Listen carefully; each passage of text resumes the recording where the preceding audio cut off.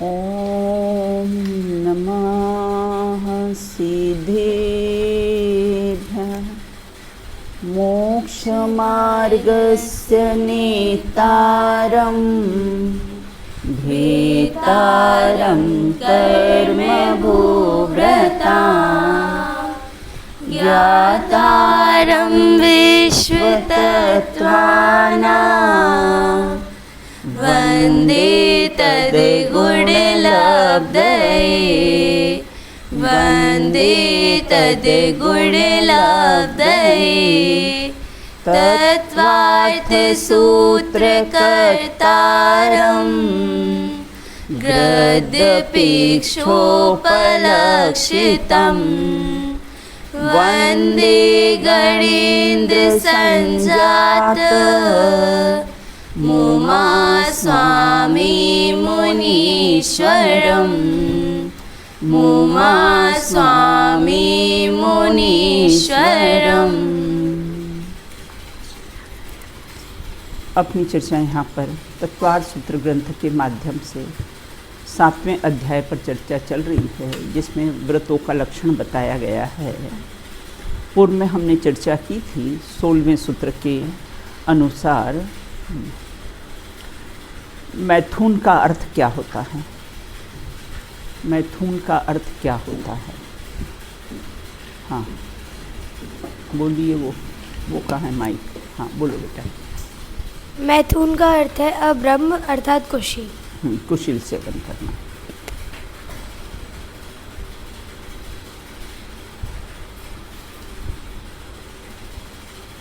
कुशील किसे कहते हैं? कुशील किसे कहते हैं? हाँ मिष्टी बताइए। प्रमद योग से रति सुख अर्थात स्त्री पुरुष की परस्पर स्पर्श करने की इच्छा कुशील है। देखो, मिथुन और मैथुन दो शब्द आए हैं। मिथुन और मैथुन।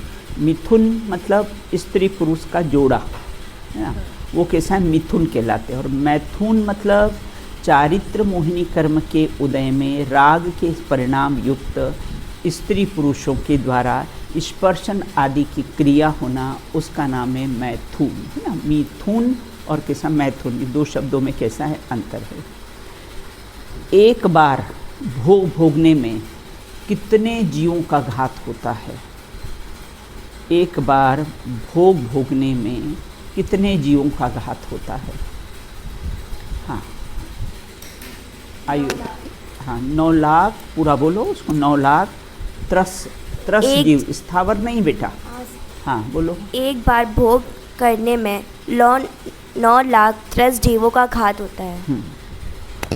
शील के कितने दोष होते हैं? 18,000। हाँ याद है किसी ने?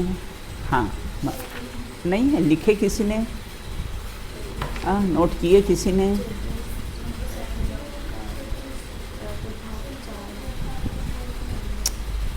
हाँ तुम प्रियांशी तुम बताओ, शील के 18,000 दोष कौन कौन से हैं? चेतन स्त्री, चेतन स्त्री, फिर कृत कारित, मतलब चेतन स्त्री के 3। हाँ। फिर कृत कारित के चेतन स्त्री कौन सी 3? देवी, मनुष्यनी और तिरेंजनी, ये चेतन स्त्रियां हैं। इनके 3।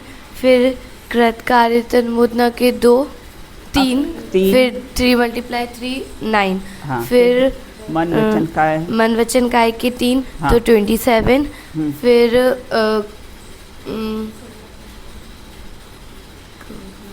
पंचेंद्रिय के विषय तो 5। इतनी देर में तो तुम लोग नोट कर सकते हो बिल्कुल।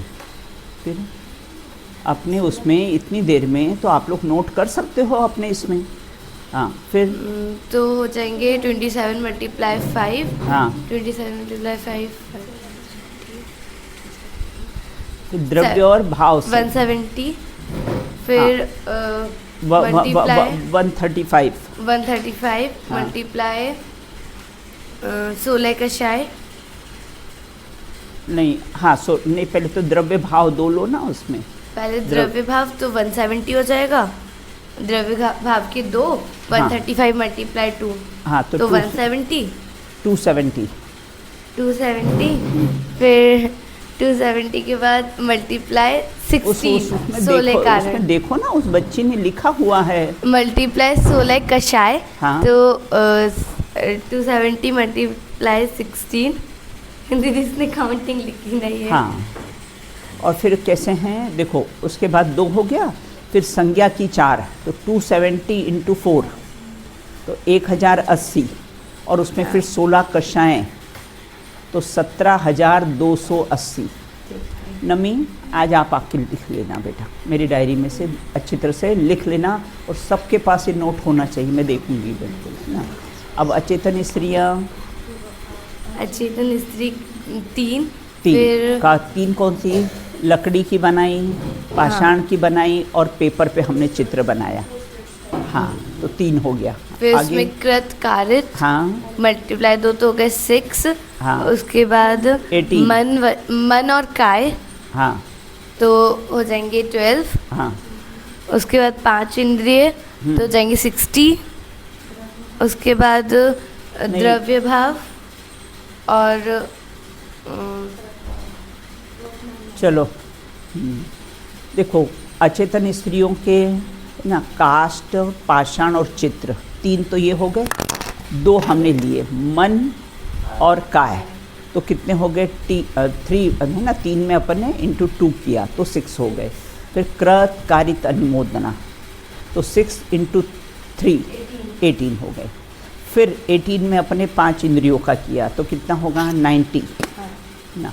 उसके बाद द्रव्य और भाव इंद्रिय लिया, 2 लिए तो 180, और उसमें फिर हमने क्या लिया है? फिर 4 कषाएँ, क्रोध, मान, माया, लोभ, तो 180 इंटू 4 इज इक्वल टू 720, है ना। अब दोनों को क्या किया हमने? प्लस कर दिया ना। कौन से? 17,280 और 720, इनको हमने मल्टीप्लाई किया तो क्या होगा? 18,000 शील के दोष हो जाएंगे। ये अयोग के को शीले संज्ञा दी जाती है।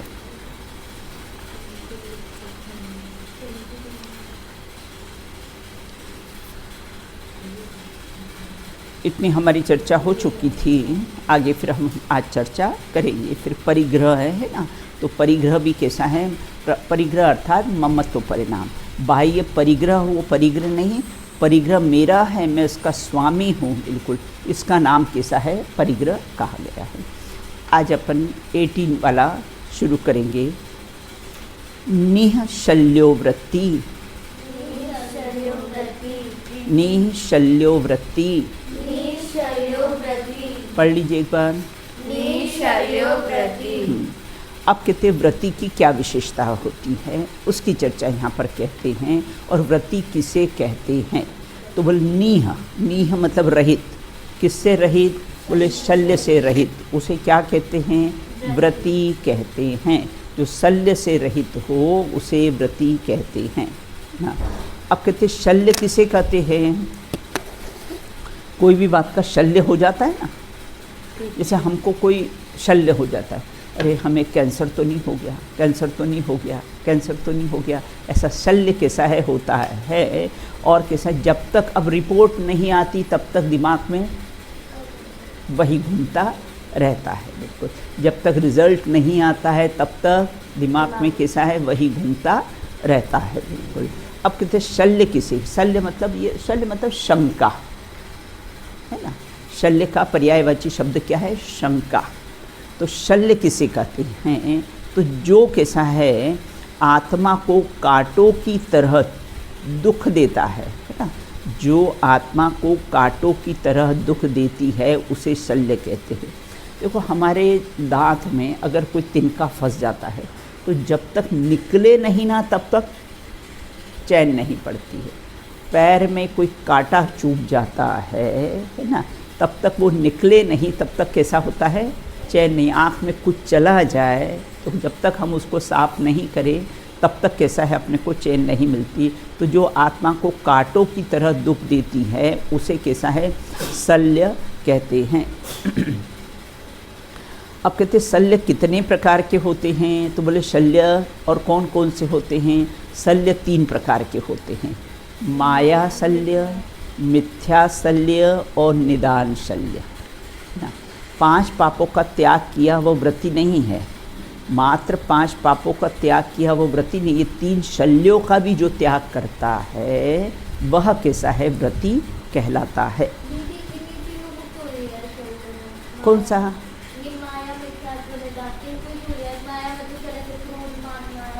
हम मायाचारी का परिणाम होता है ना, जिसको शल्य होता है ना बेटा, उसको मायाचारी का परिणाम होता है, इसलिए माया को। और मिथ्यात्व तो है, और निदान शल्य होता है ना बेटा, हमको किसी से बदला लेना हो, किसी का बुरा करना हो तो निदान बांध लेता है।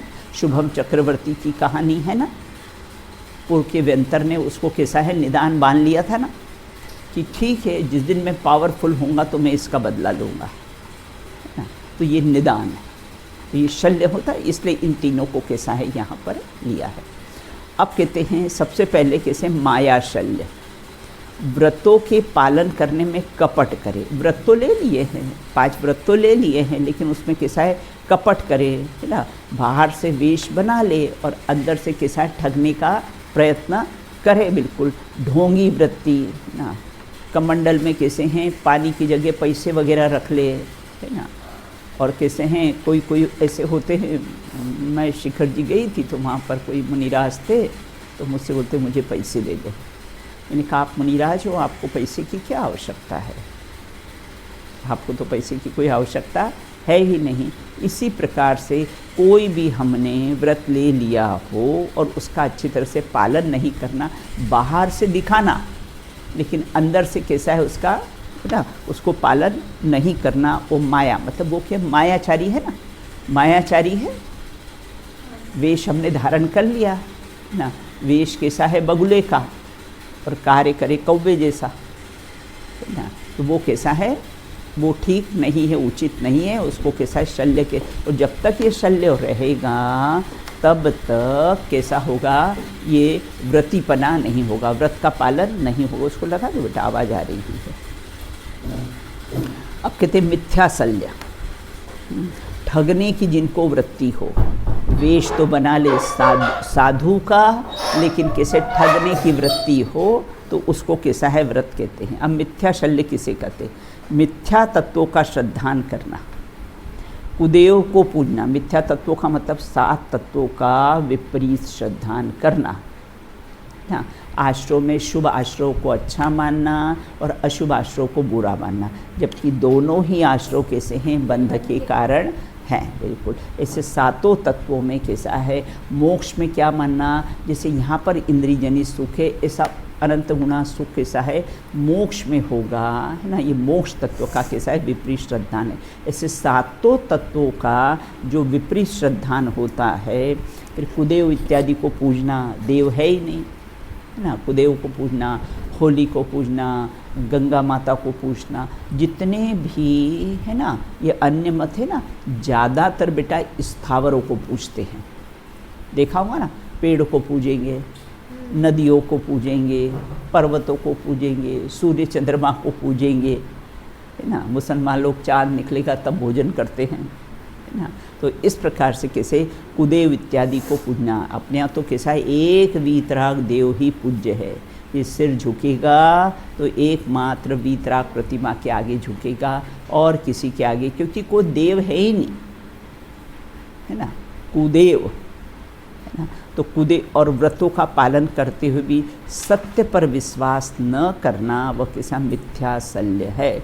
सत्य पर विश्वास करना मतलब क्या अदिति, है ना, कि मैं आत्मा हूँ ऐसा विश्वास नहीं करना, उसका नाम है कैसा है, सत्य पर विश्वास नहीं करना, सच्चे देवसास गुरु का श्रद्धा नहीं होना, ये सब कैसा है, मिथ्या शल्य में आता है। अब निदान शल्य, व्रतों के फलस्वरूप विषय भोग की चाह रखना। व्रत तो पालन कर लिए हैं, है ना, लेकिन स्पर्शन इंद्री में भी, है ना, कि भाई बहुत से व्रत ब्रह्मचारिणी एक थी, वो पाउडर लगाती थी, है ना। तो इस प्रकार से कैसा है, ये व्रतों के फलस्वरूप विषय भोग की चाह, शरीर के श्रृंगार की चाह, अच्छे दिखने की कैसी है, चाह है, बिल्कुल, है ना। तो और क्या विचार करता है, यहाँ मैं दान करूँगा तो मुझे अगले भाव में इस फल की प्राप्ति हो जाएगी, इस प्रकार से, है ना। फलस्वरूप 5 इंद्रिय के विषय भोग लगा लेना, स्पर्शन का, रसना का, घ्राण का, कोई सुगंधित तेल लगाना, है ना, अच्छा वर्ण, है ना, कलरफुल चीज़ों को कैसे देखने की कैसी है भावना होना, तो ये कैसे निदान शल्य। और शुभम चक्रवर्ती की कहानी तो मालूम ही है सबको, है ना। शुभम चक्रवर्ती की कहानी, निदान बंद किया था ना उसने। पूर्व शुभम कैसा है, सेठ था, राजा था कोई, और वो एक जो व्यंतर बना था ना, वो बेटा कौन था, रसोईया था। तो एक बार कैसा होता, कुछ खीर वगैरह लेकर आया तो कुछ मिस्टेक हो गई होगी, तो उसने, शुभम चक्रवर्ती का जीव जो पूर्व भाव में था ना, उसने उस रसोई पे गरम गरम खीर डाल दी और वहाँ पर उसकी मृत्यु हो गई। और मृत्यु में उसने निदान बंद किया था कि अगर, है ना, तो मैं इसका बदला अवश्य लूँगा।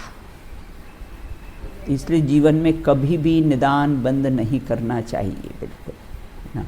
और शक्तिशाली होगा। फिर जब ये चक्रवर्ती हुए, शुभम चक्रवर्ती हुए, है ना, तब ये व्यंतर का जीव वहाँ पर आया, और व्यंतर का जीव आया और उसको कहा, है ना, कि एक फल बहुत अच्छा दिया, मीठा मीठा फल दिया। हाँ अदिति, मैंने क्या कहा, अदिति मैंने क्या कहा, ये जो अपन जो राजा है उसके ऊपर खीर डाली थी, उसने आराधना का बंद किया। लास्ट सेंटेंस मैंने क्या कहा कि अपन को निराधना नहीं करनी, अपन को निराधना का बंद नहीं करना। हाँ, निदान, निदान, है ना, प्रॉपर शब्द निदान, बिल्कुल।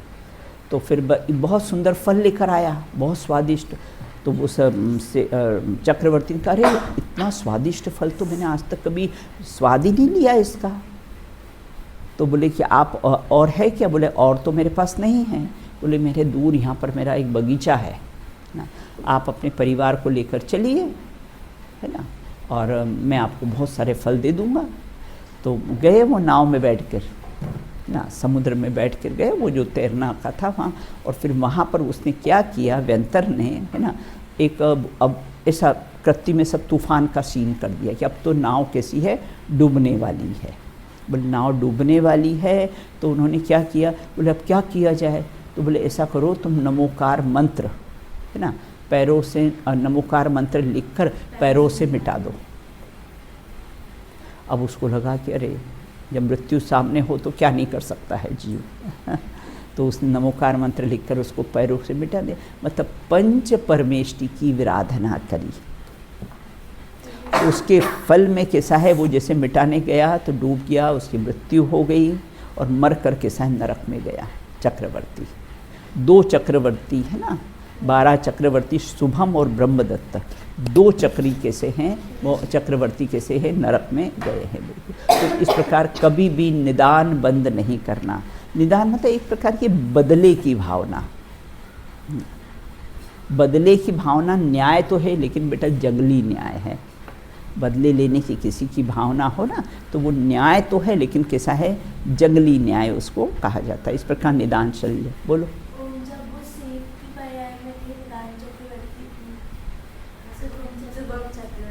हाँ, तो फिर तब उन्होंने जो अपने खाना बनाना तो उनके ऊपर खीर डाल दी, तो उनके इतने क्रूर परिणाम थे, फिर भी वो आपके जन्म में चक्रवर्ती कौन से, हाँ हाँ, उस समय ऐसा है, लेकिन वो और कोई पर्याय में होगा बेटा, है ना, और कोई पर्याय में, है ना। जैसे कई भाव होते ना बेटा, तो कई भाव के बाद भी कैसा ऐसा बदले लेने की भावना होती है, बिल्कुल, है ना। अब कैसे, अब निदान के भी 2 भेद, एक प्रशस्त, प्रशस्त मतलब शुभ निदान। संयम धारण करने के लिए उत्तम कुल वृद्धि, शुभ संगति आदि की इच्छा रखना, वो प्रशस्त निदान है ना। यहाँ से हम जाएंगे तो क्या है, हमको कैसा है, जैन कुल में ही जन्म लें, हमको सच्चे देवसास गुरु का ही सानिध्य मिले ना, इस प्रकार की कैसी है अच्छी भावना करना, है ना। ये कैसा है, शुभ निदान है, बिल्कुल ना। और कैसे अप्रशस्त निदान, अशुभ निदान ना, अभिमान की पुष्टि के हेतु अपनी आज्ञा चलाने के लिए उत्तम कुल, जाति, बल, बुद्धि आदि की कैसी है वांछा रखना। हाँ, परिवार में मेरी ही चले, शारीरिक बल मेरा हो, है ना, और मुझे उत्तम कुल वगैरह हो और इस प्रकार की, और फिर उसमें मेरी आज्ञा चले, मेरे बिना कैसा है चले नहीं कुछ, तो इस प्रकार का वांछा रखना वो अप्रशस्त निदान है। अप्रशस्त मतलब अशुभ और प्रशस्त मतलब कैसा है, शुभ है। अब कहते भोगार्थ निदान, 3 बताए थे ना, निदान शल्य के प्रशस्त, अप्रशस्त और कैसा निदान। सांसारिक भोगों की उत्कंठा रखना वो कैसा है, भोगार्थ निदान है। इधर देखो, सांसारिक भोगों की उत्कंठा रखना कैसा है, वो भोगार्थ निदान है। उत्कंठा मतलब बहुत तीव्र इच्छा, उत्कंठा मतलब बहुत तीव्र इच्छा देखना। क्या इन शल्यों के रहते हुए व्रतों का पालन किया जा सकता है? नहीं। जब तक ये शल्य रहेंगे तब तक कैसा है, व्रतों का पालन नहीं हो सकता। निदान बंद और निदान शल्य में क्या अंतर पाया जाता है? क्या बात है अदिति? हाँ, जो कुछ पूछना हो मुझसे पूछो। निदान बंद और निदान कैसा है, निदान शल्य में क्या अंतर पाया जाता है? आगामी समय में मुझे ये फल मिलेगा या नहीं मिलेगा, है ना। आगामी तो इस प्रकार की चूपते रहना वो निदान बंद है। भाई मैंने कैसा भी दान दिया है तो मुझे इसका फल मिलेगा कि नहीं मिलेगा, मैं सम्यक दर्शन प्राप्त करूँगा तो मुझे स्वर्ग आदि की प्राप्ति होगी या नहीं होगी। बोले तू चिंता मत कर, मीठा खाया है तो मुंह मीठा होगा ही होगा। शंका रहती है बेटा, रसगुल्ला खाया पता नहीं मुंह कड़वा तो नहीं हो जाए, ऐसी कोई शंका रहती है? नहीं रहती ना, निशंक रहते हो ना कि मीठा खाया है तो मुंह मीठा होगा ही होगा। सम्यक दर्शन कर प्राप्त किया है तो स्वर्ग की प्राप्ति होगी ही होगी। अच्छी तरह से पढ़ाई की है तो मार्क्स अच्छे आएंगे ही आएंगे, बिल्कुल। तो इस प्रकार की बात चूपते रहना उसका नाम निदान शल्य है। और तथा भविष्य में मुझे ये संयोग मिलेंगे कि नहीं मिलेंगे ऐसी वांछा करना, ऐसी कांक्षा करना, उसका नाम है निदान बंद ना। बहुत से अब रिजल्ट आने वाला, मुझे बहुत डर लग रहा है। करते हो ना आप लोग? हाँ, आने ही वाला है। कौन सी तारीख को आने वाला है? ऐसा बराबर, अच्छा बिल्कुल। तो आगामी समय में मुझे ये फल मिलेगा या नहीं, इस प्रकार की बात चूपते रहना निदान शल्य है। तथा इसके फलस्वरूप भविष्य में मुझे ये संयोग मिलेंगे या नहीं मिलेंगे ऐसी आकांक्षा करना, इच्छा करना, वांछा करना, निदान। तो निदान बंध और निदान शल्य दोनों में कैसा होता है, अंतर पाया जाता है। निदान शल्य में कैसी है, मुझे फल मिलेगा कि नहीं मिले ये बात कैसी है, चुपती रहती है। और निदान बंद में उसकी वांछा रहती है, बिल्कुल उसकी इच्छा रहती। इधर उधर नहीं देखो, इधर उपयोग लगाओ। अब आगे कहते हैं भाई नरक आदि के भय, पाप की तो इच्छा है लेकिन नरक आदि के भय से पाप नहीं करता है वो, कि पाप करूँगा तो क्या करूँगा, नरक में जाऊँगा। तो इस प्रकार से नरक और स्वर्ग की प्राप्ति के भय से, है ना, कार्य करता है वो, बिल्कुल। अब आगे कहते हैं अब व्रति के कितने भेद होते हैं? बोले व्रति के 2 भेद होते हैं, अगार्य नगाराश्च। अगार्य नगाराश्च, एक बार फिर से बोल लीजिए। अगार्य नगाराश्च। अब कहते व्रति के 2 भेद होते, एक तो अगार्य मतलब अगारी मतलब आगारी कहो या सागर कहो बेटा, एक अर्थवाची शब्द है। और दूसरा अनगारी है ना, उसका अगर हम संधि विच्छेद करेंगे ना, अगार्य नगाराश्च, तो अगर हम संधि विच्छेद करेंगे तो क्या हो जाएगा, अगारी और अनगारी। ये व्रति के 2 भेद होते हैं, अगारी और कैसे अनगारी। इसको सागार भी कहते हैं और अनगार भी कहते हैं। इस प्रकार के भी इसके 2 भेद होते हैं। अब कहते हैं अगारी किसे कहते हैं, है ना। देखो अगार मतलब घर होता है, अगार का अर्थ क्या होता है, घर होता है। जिन्होंने घर का त्याग नहीं किया हो, जो घर में ही रहते हो, जैसे सम्यक दृष्टि है ना, और कैसे श्रावक हैं, ना, ये तो घर में रहते हैं, तो ये तो कैसे अगारी हुए। और जैसे है अपने आरिका है, एलक है, छुल्लक हैं, है ना, मुनिराज हैं, ये कैसे घर का त्याग कर देते हैं, तो उनको बोलते हैं अनगारी। अगारी और अनगारी, जो घर में रहते हैं वो अगारी हैं, और जो घर का कैसा त्याग कर देते हैं वह कैसे अनगारी कहलाते हैं। बिल्कुल, जिन्होंने घर का त्याग कर दिया हुआ। कहते हैं ना भाई मुनिराज घर क्यों छोड़ देते हैं, क्योंकि निज घर देख लिया है ना। जहाँ निज घर देख लिया हो वो घर स्वतः ही छूट जाता है। कहावत है ना, खड़े खड़े निकल जाओ नहीं तो आड़े होके निकाले जाओगे। मुनिराज खड़े खड़े घर का त्याग कर देते हैं, खड़े खड़े घर से निकल जाते हैं, और नहीं निकले ना तो आड़े होके, मृत्यु हो जाएगी ना तो आड़े होके आपको घर से बाहर निकाल दिया जाएगा। मतलब घर से तो आपको निकलना पड़ेगा, ये तो पक्का है ना। या आड़े होके निकलो या खड़े होके निकलो। बिल्कुल, तो क्यों नहीं खड़े खड़े घर से निकल जाएं, बिल्कुल, है ना। तो इस प्रकार से यहाँ ये कहते हैं अगारी को पूर्ण व्रत नहीं होते। जो घर में रहते ना वो अणुव्रती होते हैं, उनको पूर्ण व्रत नहीं होते हैं। फिर उनको व्रती क्यों कहा है ना। आपने व्रती के दो भेद ले लेना, कैसे अगारी और अनगारी। तो बोले जब वो घर में रहते हैं उनको पूर्ण व्रत नहीं होते हैं, फिर आपने उसको व्रती की संज्ञा क्यों दी है, उनको व्रती क्यों कहते हैं। जैसा कोई व्यक्ति शहर के किसी एक हिस्से में रहता हो, फिर भी क्या कहा जाता है, आपसे कोई पूछे कि आप कहाँ रहते हो, बोले दिल्ली में। दिल्ली में रहते हो, दिल्ली तो कितनी बड़ी है, आप दिल्ली में रहते हो, लेकिन कहते क्या हो कि हम दिल्ली में कैसे हैं, रहते हैं। बिल्कुल उसी प्रकार से रहते तो कैसे दिल्ली के कोने में हैं। बिल्कुल उसी प्रकार से कहते हैं ना, उसका पूर्ण व्रत तो नहीं हुए हैं, लेकिन अब होने वाले हैं, है ना। पूर्ण व्रत न के नहीं होने पर उनको भी कैसा है, लेकिन वो कैसे आगामी कैसे व्रती होने वाले हैं। जैसे मेडिकल का कोई स्टूडेंट फर्स्ट ईयर में आता है ना, तो वो भी अपने आप को डॉक्टर लिखने लग जाता है। अभी तो फर्स्ट ईयर में आता है, अभी तो मेडिसिन का एम भी नहीं जाना है उसने, लेकिन फिर भी अपने आप को डॉक्टर कहता है। यहाँ फर्स्ट ईयर में लड़कियाँ अपने यहाँ 9th क्लास में आते अपने को आत्मार्थिन कहती है। तो अभी तो कैसा है, आपको कोई 4 साल तक कोई ज्ञान हुआ नहीं है, शास्त्रों का ज्ञान नहीं हुआ है। उसी प्रकार से उनको भी कैसे हैं व्रती क्यों कहते हैं, व्रती क्योंकि अब व्रत कैसे है, पूर्ण होने वाले हैं, है ना। एक देश उन्होंने उनका पालन किया है, इसलिए उनको भी कैसा है व्रती कहते हैं। 5 पापों का एक देश त्याग करते हैं ना। किसी एक पाप के त्याग वाले को व्रती कहा जाता है क्या, नहीं।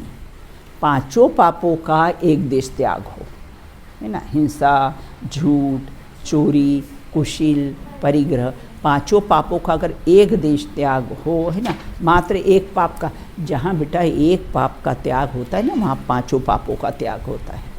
आपने अगर झूठ बोलने का त्याग किया है ना, तो फिर हिंसा भी नहीं होगी, चोरी भी नहीं करोगे, कुशील सेवन भी नहीं होगा, बहुत परिग्रह का संचय भी नहीं होगा।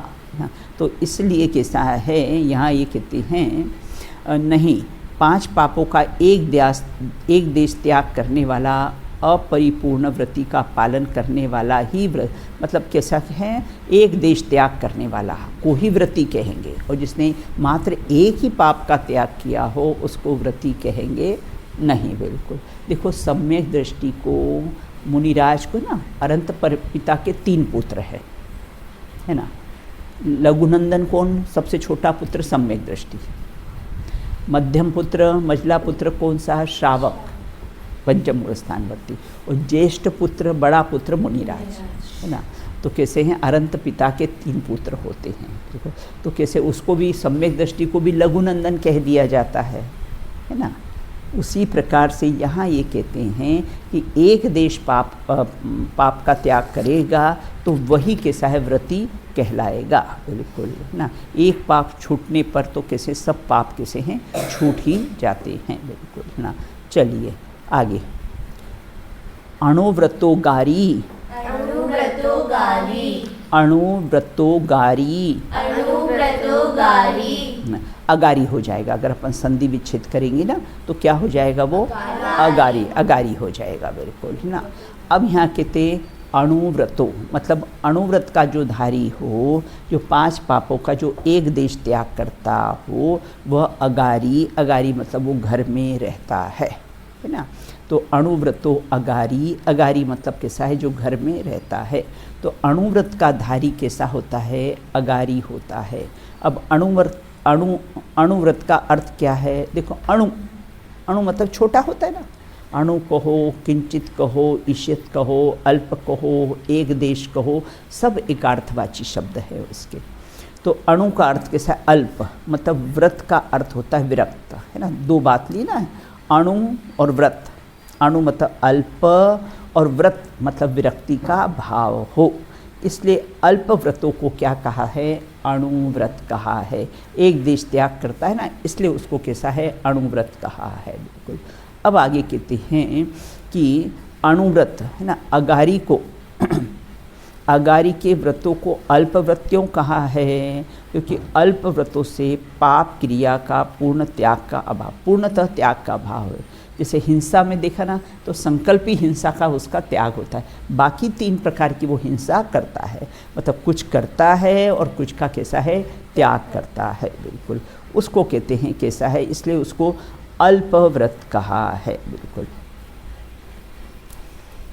अब कहते हैं अगारी, अणुव्रती श्रावक किसे कहते हैं, जो अहिंसादिक व्रतों का संपूर्ण रूप से पालन करने में कैसा समर्थ न हो, वह गृहस्थ मर्यादा में रहकर त्याग पूर्वक इन व्रतों के कुछ अंशों का पालन करता है ना।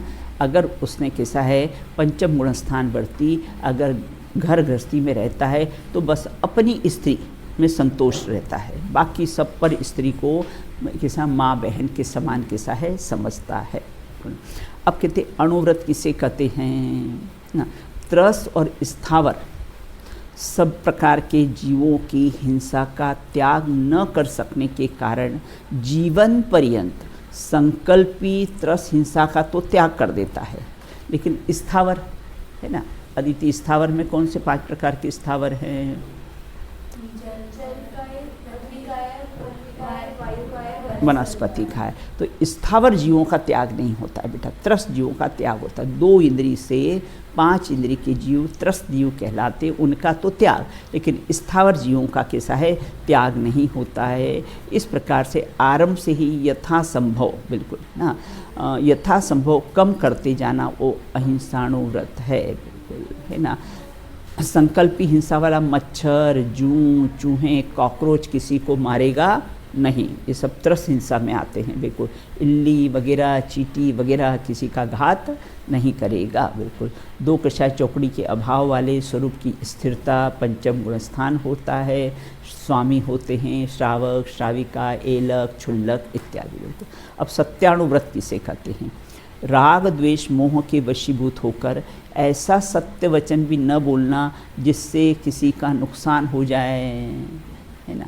हमने सच बोल दिया और सामने वाले की कैसा है, घात हो जाए, कोई घात कर दे, बिल्कुल, है ना, वो आपके बारे में ऐसा ऐसा कह रहे थे, तो सामने वाले को घात करने का भाव हो जाए, बिल्कुल, है ना। तो स्थूल झूठ बोलना, देखो अंतिम बात के समाप्त करती, बाकी 2 की चर्चा अपन बाद में करेंगे। देखो भरत जी के पुत्र थे ना, स्थूल झूठ, है ना, स्थूल झूठ बोलते हैं। भरत जी के पुत्र थे, अब उनको तो कैसा है, दीक्षा लेनी थी, और बचपन से बेटा वो बोले नहीं थे, गूंगे नहीं थे, लेकिन बोले नहीं थे। और बोले तो ये बोले कि मुझे दीक्षा दे दीजिए, बस एक ही शब्द बोले। बड़े हो गए तब तक कुछ बोले ही नहीं, है ना। और बोले तो कैसे है, दीक्षा दे।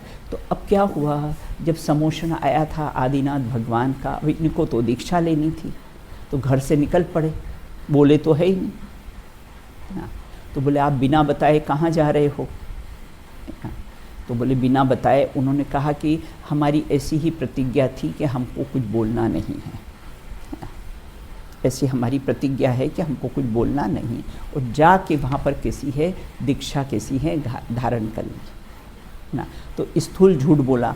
वैसे तो इसके बारे में से कहा जाता है कि घर से निकले ना, तो घर से निकले और किसी ने पूछा, अरे तुम तो चक्रवर्ती के पुत्र हो, तुम्हें तो पैदल नहीं जाना चाहिए, आपको तो वाहन में जाना चाहिए। तब उन्होंने बोला हमारा तो ऐसा ही नियम है कि हम पैदल ही जाएंगे, और मन में भावना थी कि जाके हमको दीक्षा लेनी है, लेकिन बताया नहीं किसी को, और वहाँ जाके किसी दीक्षा ग्रहण कर ली। ऐसा स्थूल झूठ श्री सुदर्शन थे, रानी ने जब बुलाया तो कह दिया मैं तो नपुंसक हूँ, और बाद में रानी को जब मालूम पड़ा, एक बार जा रहे थे बच्चे का हाथ पकड़ के, तो रानी ने देखा, बोली ये किसका पुत्र, बोले ये सेठ सुदर्शन का पुत्र है। रानी को बहुत गुस्सा आया, मैंने कहा था तो मुझे कह दिया कि मैं तो नपुंसक हूँ। बहुत रूपवान थे सेठ सुदर्शन। तो ये स्थूल झूठ बोलना। तो यहाँ ये कहते हैं कि इस प्रकार सत्यानुव्रत वाला कैसा है, स्थूल झूठ बोलता है जिसमें किसी का नुकसान नहीं हो। बिल्कुल शेष चर्चा कैसी अपन बाद में करेंगे, बिल्कुल है ना। हाँ बोलो क्या बात है बेटा, पढ़ लो।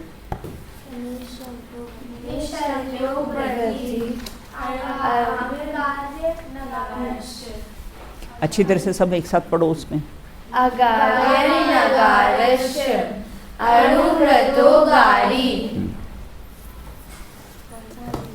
चलिए आज बोल लो, मुनिराजों की चर्चा चले। देखो मुनिराजों के बोलो। देखो मुनिराजों पर भी कैसे कैसे उपसर्ग हुए, धन्य धन्य वे साधु सहासी, आराधन से नहीं टिके, उनको निज आदर्श बनाओ, उनमें समता भाव धरो, व्यग्र न हो शुद्ध न हो, चिदानंद रस सहज पियो, चिदानंद रस सहज पियो।